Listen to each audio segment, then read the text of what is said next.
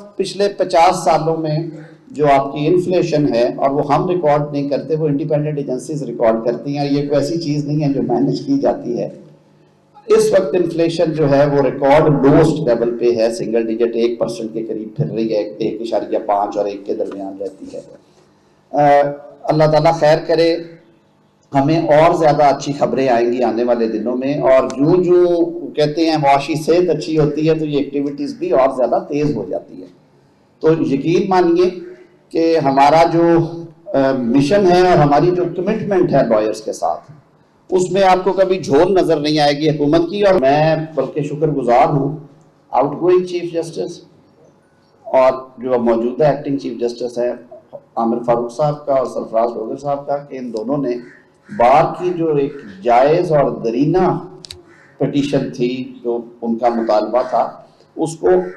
آئین اور قانون کے عین مطابق جو ہے اس کا فیصلہ کیا۔ جو بار کے امور ہیں، میں ذاتی طور پہ سمجھتا ہوں کہ ان میں حکومتی مداخلت نہیں ہونی چاہیے۔ آپ انڈیپینڈنٹ باڈی ہیں اور میں خود اس پہ بڑا یقین رکھتا ہوں۔ پچھلے دنوں میں 26ویں ترمیم کا معاملہ تھا تو میں خود آپ کے پیش ہوا اور آپ کو ایک ایک شک اس کی ایکسپلین کی، اور میں نے کہا I'm open for criticism، آپ کو جو اعتراضات ہیں آپ کریں۔ اور میں نے کسی بار میں جا کے وہ حمایت یا بیک ڈور حمایت حاصل نہیں کی جو میرے دوست سمجھتے تھے ان چیزوں کی، انہوں نے سپورٹ کیا، اور آج اس کے ثمرات جو ہیں وہ آپ سب کے سامنے ہیں۔ آئین سازی ایکسکلوسیو ڈومین ہے پارلیمنٹ کا، انہوں نے جو ابھی نقشہ سامنے رکھا ہے آپ سب کے، اس میں کیا کمی ہے؟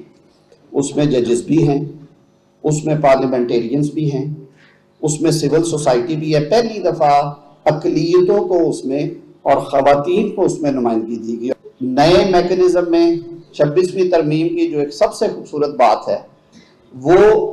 اکاؤنٹیبلٹی ہے پروفیشنل سائیڈ کے اوپر جوڈیشری کی۔ بھئی کیوں نہ ہو، ٹیکس پیئر کے پیسوں سے ہم یہ نظام چلاتے ہیں، میرا اور آپ کا بھی اس میں کنٹریبیوشن ہے۔ میرا اور آپ کا کیا قصور ہے اور ان لیٹیگنٹس کا کیا قصور ہے جن کے مقدمات، ان وکلاء اور ان لیٹیگنٹس کا سوچئے جن کے مقدمات ایک ایسے کورٹ روم کی نظر ہو جاتے ہیں جو دن میں 2 یا 3 کیسز سے زیادہ ان کی طبیعت جو ہے وہ گوارا نہیں کرتی، اور وہ خوش قسمت وکلاء اور لیٹیگنٹس بھی ہیں جو ساتھ والے کورٹ روم میں جن کا مقدمہ جاتا ہے، جو جج اللہ کو حاضر ناظر جان کے کیسز کے فیصلے بھی کرتا ہے، میرٹ پہ بھی جاتا ہے، وہ 20 کیسز 25 کیسز روز ڈسپوز آف کر کے فیصلے دے کے سائن کر کے جاتا ہے، تو کیا وہ جو 3 والے یا 5 والے یا 7 والے انہیں پوچھنا نہیں چاہیے کہ بھائی جان آپ کام کیوں نہیں کرتے؟ اگر آپ کام نہیں کر سکتے تو آپ گھر جائیں، کوئی اور اہل بندہ آپ کی جگہ پہ آ کے بیٹھے۔ یہ کوئی امپیریل کورٹ، کوئی شاہی دربار تو نہیں ہے، یہ آئینی عدالتیں ہیں، اور کام کرنا چاہیے۔ پاکستان کے 25 کروڑ عوام یہ چاہتے ہیں کہ ان کے مقدمات کے فیصلے اگر انہیں عدالت میں جانا پڑ جائے تو وہ متعینہ وقت میں ہوں۔ جھوٹی ایف آئی آر کے اندراج کو روکنے کے لیے میکنزم پرووائڈ کیا ہے، بیل کے میکنزم کو بہتر کرنے کے لیے اس میں